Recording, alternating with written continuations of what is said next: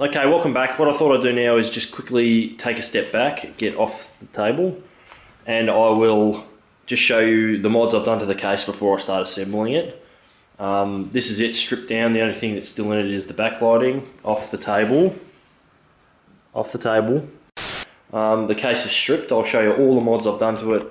Mods as in cutting and drilling on the case before I start the final assembly. And I'll also run through the hardware I'm using before I install it.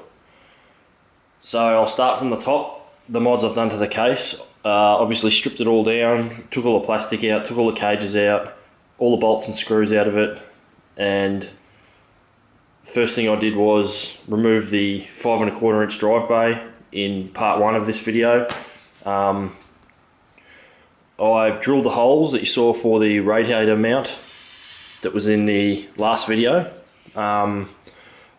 I was going to cut this whole grill out and replace it with the same mesh that I'm going to use for the front panel, but I just thought it would lose sort of too much structural integrity. It might bend and warp, so I'll just leave that how it is. The front of the case obviously was heavily modified. You saw me make that panel for the last one. It's painted black now. I've also re-drilled the hole so the whole radiator came up, and I had to grind all the bumps and lumps out of it so the radiator had something to mount to nice and flush. And I also had to remove, there was a bolt down there, I think it was. On the bottom, right back in part 1, I cut all these out and drilled them out. I hit it with some flat black spray paint now, so it sort of tidies it up a bit, even though it's all not visible. On the bottom of the case, I removed all the lips that would have been holding the dust covers in. Obviously the bottom of this case is not an intake anymore, so I don't need dust covers. It's going to be completely covered. I was thinking about removing the stock feet and putting some nice aftermarket feet on it. I was actually eyeing off the MMP Tech brushed aluminium ones, but they just cost too much to get in Australia. It's not worth spending $80 on some feet that aren't really necessary. If I had an intake at the bottom, I would, to get a bit more clearance, but yeah, I don't have an intake. Just tidies it up a bit. On the inside, I made heaps of cuttings for cable management. I did all that after I'd made the backplate and set out where I wanted my cable routing. That's for the main PSU cables, go out that hole. That hole there I made for the SATA connectors. I'll show you that shortly. And all these ones are for connectors as well. And up there too, I made that bend, that cut. Removed that lip so the tray's got something to stick to. Remove the rear grill. I don't really know, it wasn't really necessary, but I had the Dremel in my hand and I thought, why not? It gives it a bit more airflow because it's an intake now. Also drilled a hole and made this switch for the LED backlighting, which I'll show you in a second. I think that's about all the mods I've done to it. And after I did that, I hit it with matte black paint, just sort of tidy up all the scratches and bumps that I've done during that. I think that's around about it. This hanging down here is LED backlighting. It's loose because that will be stuck onto the acrylic tray, which I'll do in a second. So the backlighting itself, I'll show you right now. I'm using this stuff here. You get it on eBay real cheap. It's just LED strip. I think this is 3020 or something. I can't remember what it's called, but I'll put a link to it right about now. It's 12 volts. You can cut it to your own length. You can do anything with it, really. This is just plain white I'm using for this build, but I've used the red, green, blue stuff, which comes with a remote. You can change colours and all that, but I didn't do that for some reason on this one. So the way I'll tip it on its side. So you can see the LED backlighting strip. This is actually down in behind the motherboard, so you get a bit of a glow coming out from behind the motherboard rather than behind the plastic itself. This one runs across the top behind the radiator, and this one, when it's stuck, will run behind the other radiator, and that's just at the bottom of the radiator, so the whole thing sort of emits a bit of a glow. The way I've put it all is that so none of it's visible through none of it's like flush with the acrylic, so when you put it directly behind the acrylic you can see each individual LED behind the acrylic, and I didn't want that. I wanted sort of a subtle glow behind it. I also made, you can't really see them, these cuts just here. The reason I did that, if I flip it upside down, is so I could get the bolts on the bottom of these rear ones for the top radiator mount. I'll flip it upside down and it'll make sense. So I've got access to those bolts. I didn't think about that until the last moment when I went to install the whole thing and realised I couldn't get to those bolts. And that's the Molex connector that I just jimmied up for that LED strip. Alright, what I'll do now is I'll just quickly hook up to a power supply and show you that LED, how it works, and we'll start assembling things, I think. Alright, quickly just threw it on the bench and hooked it up to the power supply. That switch up the back there is for the backlighting, so you flick that on and your LED strip goes on, flick it off and it goes off. I was going to put a dimmer or something in there, but I just didn't get around to it. So it's terrible wiring, solder job, but it's all hidden behind the back plate anyway. It'll probably wash out the camera, but that's what it looks like without the backlight on it. You'll see shortly what it looks like when all the hardware's in it. But it works, which is a good thing. Alright, now I'll go through the hardware. Looks pretty cool. Tron. Alright, now this is the finished product for the acrylic backplate, the floor plate, and the floor plate's little end piece. I've drilled all the holes for cable management. That's your main hole for the cables coming out of the power supply. Cable there for the input-output switches onto the motherboard. That's for the HC audio connector onto the motherboard. The right-angled SATA connectors go through that one. I've got a hole there for the cables off the pump. Those ones are a lot larger. They are for the pump mounting itself, which I'll go into shortly. It gives you a bit of adjustment around. So those ones are for the res. That's for the graphics card PCIe cables. That's for your Bluetooth and your ATX power. Those ones are mounting bolts just to keep it sturdy on the back plate. 8-pin power connector and your fan connectors. There's also a small cutout in the top here for the I/O off the I/O panel at the front of the case, and I had to notch that and that for the switch for the LED backlighting. That one's really easy, obviously just an acrylic floor plate. That actually fits in really sturdy without any bolts or anything, because the way I've done it is it slides in underneath that to lock it in, and the radiator locks it in that way. It's not going anywhere. Alright, other hardware I'm using, that's the motherboard. Asus Maximus 6 Hero. Obviously it's got the stock Intel fan on it at the moment. It won't have for long, but that's just because I was testing it just before. There's a Core, what is it, a 4770K in there. Right now it's stock. I'm going to delid it, and I might even get that little naked adapter for my block and have it naked on in the system itself. Fans I'm using, Corsair SP120 PWMs. I'm also using a G-lid adapter. It's like I can hook 4 of them up together and run them off one Molex plug and off the motherboard and have them PWM, so I don't need a fan controller. I've trialled it, and all of them, every fan in this case will be PWM, which I can use the software that comes with that, Fan Expert 2, to control temps, curves and that sort of shit.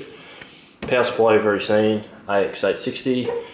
Radiators, 2 XSPC AX360s. This one's got that completed bracket that you saw in the last one. It's a little bit dirty, I need to clean it, but 50mm wide, 3mm thick aluminium strips, painted white, self-explanatory, saw it in the last one. I'm using these little things to mount the pump. I'll show you that shortly. Pump I'm using is a Liang D5. That one's came from EK. came in that pump top, sorry. That's the pump top I'm using, which you saw in the last video, D5X top clean. Held on with a bits power connector. I'll try and get a black sparkle one, but for now I'm running with that. And it's a EK Res 250 as the reservoir. The block I've got is right here. EK Supremacy clean, nickel. That's going to look cool as. Like I said, I might get the naked mount for it and have it de-lidded. I'll also have the block for the graphics card. It's not a Titan, unfortunately. No, unfortunately maybe, but it's a 780 in there. Fittings I'm using. These are the, what are they? Primo Chill rigid tube fittings. Obviously I'm using all the rigid tube in this one. I don't need to show you that, it's just plastic tube, you'll see it later. I think I've got about 12 of these. 90-degree fittings I'm using up Bits Power Black Sparkle. Go with that perfectly. It's just another Primo Chill one. These things are absolutely terrible. They are the Phobia version of that. What is it, a rotary extender? Because I couldn't find any Black Sparkle ones in Bits Power anywhere, I bought these ones for cheap because I thought they would do the job, but they do not. They are terrible. I bought 6 of them. I think they're about $2 each, and I haven't even tried to see if they leak. I'm not going to run water through them because I'm not going to run the wisps, but they move so much that I can tell they will leak. That I was going to use, it's a Primo Chill T-fitting, obviously, out of acrylic. I like it because it's going to match the rest of this stuff, you know what I mean? I wanted to use it in my drain loop. I'm not really sure what I'm going to do with it yet. I've also got this coolant's tap I want to use as a drain loop in the bottom here somewhere, but I'll have to design that later. I don't really know how I'm going to do it. I might just end up with that in line with a plug in it, into a hole in the bottom, so yeah, you get what I mean. I think that's about it. What I will do now is start putting this thing together. Acrylic backplate. It's a bit of a fuck around to get it in there, but it just slides in like... Get out of it! Oi! Off! Slides in like that. And that's sort of going to go in behind that switch like that.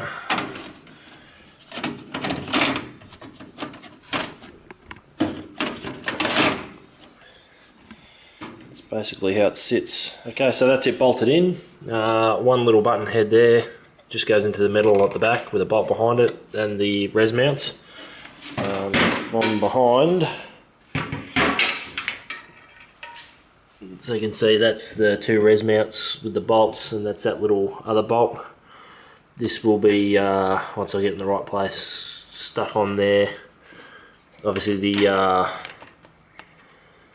self-adhesive won't work because it's on the right side, but I'll get some hot glue and I'll stick that on once I work out how far it has to be so it's just concealed by the radiator. And this is you can see how I've cut the metal to match up with the holes that I made in the backplate for the cabling.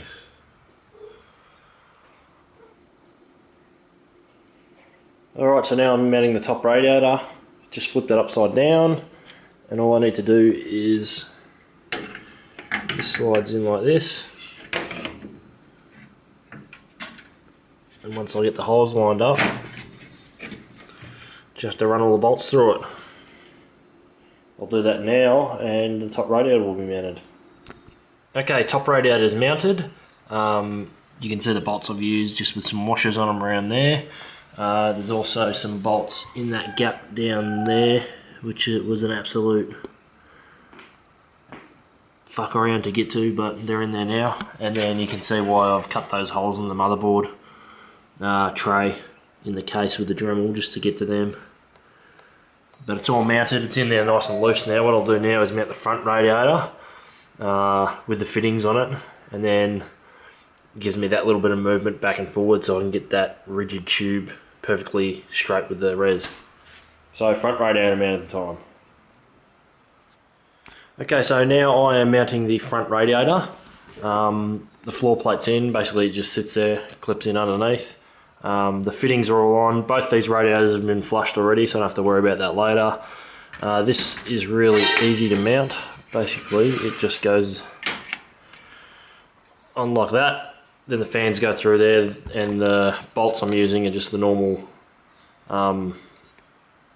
radiator mounting bolts, go through the fan and into that, so it sandwiches it in between. Reminds me I have to do the I/O. Anyway, I'll mount this front radiator and then I'll do that later. Alright, so there is the front radiator mounted, as well as the top radiator. I'm just using normal Phillips heads for now. I do actually have some button heads coming to tighten them up, but we'll worry about that later. What I'm going to show you now is the pump mount. This is the pump I'm using, EK D5 X top pump top. I wanted it mounted, it's going to be mounted in, if I just click it in, like that. I've drilled a hole for these so they will get hidden. Now the problem I had was I didn't know how to mount the pump. I was going to use the stock pump base, or I was going to make like a custom one that mounts it and keeps it up there, but I ended up buying some of these. These are from Alpha Cool, I think they are. It's like two, they're called decouplers. It's two just normal bolts with a rubber middle to stop vibration. Problem I had was this, and the gap in between the back plate and that was too small. So if I bolted that in, it was pulling the radiator out at the top there. Easily fixed with some, let me just push this back in. Alright, so to make that gap bigger, I'm just going to screw a bolt onto that before I screw it into this.